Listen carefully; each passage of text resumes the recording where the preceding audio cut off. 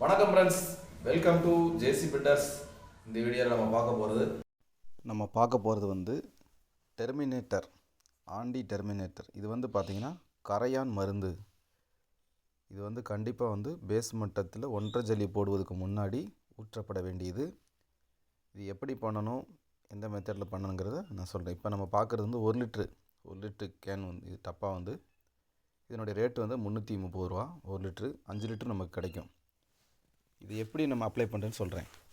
வந்து நம்ம வந்து பேஸ் மட்டத்தை வந்து கூராட்டிட்டு கீழே வந்து ஒரு 4 இன்ச்சு வர்ற அளவுக்கு நல்லா வந்து ஒன்று போல் மண் எடுத்துக்கிறணும். மண்ணை நான் கம்ப்ளீட்டாக எடுத்துடணும்.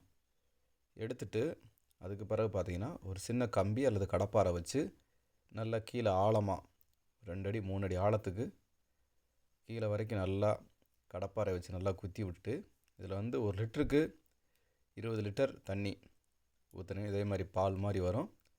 நம்ம நல்லா ஊற்றி ஒரு நாள் ஃபுல்லாக காய விட்டுட்டு எந்த வேலையும் பார்க்கக்கூடாது. அதுக்கப்புறம் தான் வந்து நம்ம வந்து மேலே ஒன்றரை ஜல்லி போடணும். இந்த பாலை ஊற்றிட்டு கரையான் மருந்து ஊற்றிட்டு ஒரு நாள் ஃபுல்லாக அப்படியே விட்டுறணும். நல்லா செட்டாக விட்டுறணும். மறுநாள் நம்ம ஒன்றரை ஜல்லி